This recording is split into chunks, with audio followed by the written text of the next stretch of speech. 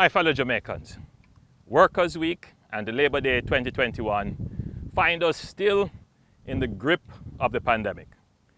Consequently, the overall theme, safeguarding our labor force amid COVID-19, is particularly relevant. In July 2020, almost 5 months after our first coronavirus case, employment fell by an estimated 135,000 jobs compared to July 2019. As at January 2021, 74,300 jobs had been lost compared to January 2020. While this shows that there is some recovery taking place as the economy adapts to the pandemic, we are still some way off from recovering all the jobs we have lost and creating net new jobs above pre-pandemic levels.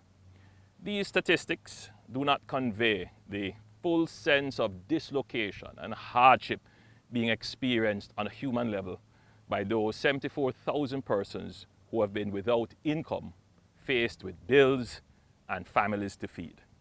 Nevertheless, and despite a fall off in public revenues of 76 billion Jamaican dollars, the government has managed the public finances in such a way as to ensure that job security and income of public sector workers have not been adversely affected during the pandemic.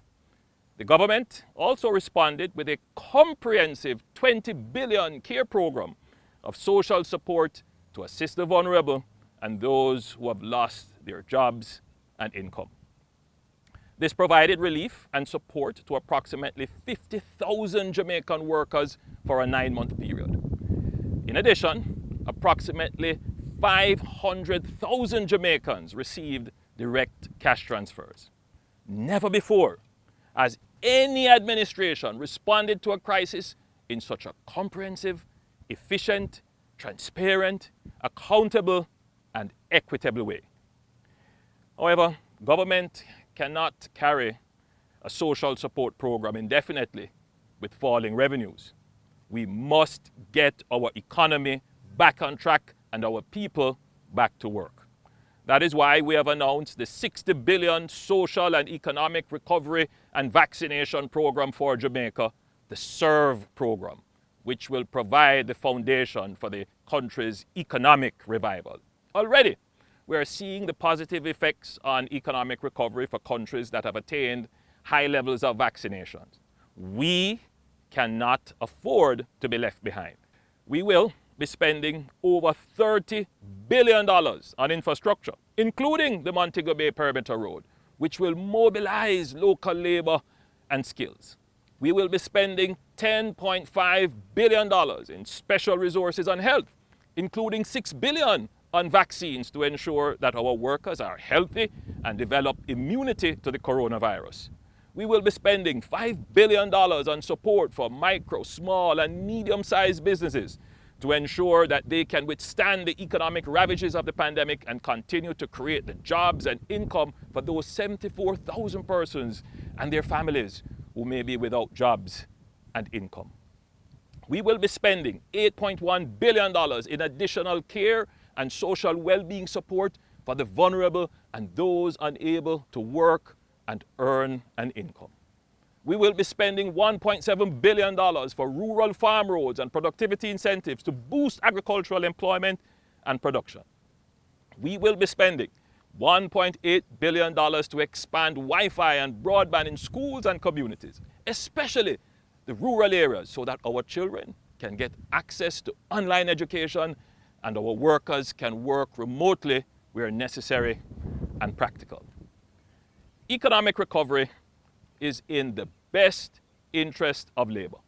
We must rapidly implement our highway and infrastructure construction projects, our broadband access projects, and support our businesses to return to full productivity. We must also get vaccinated as soon as vaccines are available, and it is your turn. This will ensure that we all can go back to work safely and earn an income. You know, historically, our Jamaican workers have been very vocal and assertive in defending their interests. As workers, we must reject all those who seem to have no genuine interest in our speedy economic recovery and would seek to delay our infrastructure development and discourage us from taking vaccines. They do not have the workers' interests, your interest, at heart. Now, Labor Day is a time in which we recognize and celebrate the contribution of the worker and the labor struggle to national development. It is significant that Workers' Week this year coincides with the execution of the Right Excellent Sam Sharp, national hero, on May 23, 1832, which was precipitated by the 1831 Sam Sharp War. I must seize the opportunity to recognize and salute our workers who continue to display resilience and determination during this pandemic. Those whose daily sacrifices have ultimately been responsible for the safety and security of our communities. I speak of our first responders, our law enforcement officers, essential service providers, and many others. We recognize and thank every single one of you. You have all helped us to navigate the worst of the pandemic, and we are immeasurably grateful. We celebrate the contribution of Labor Day to national development by promoting collective engagement on behalf of the wider worker community.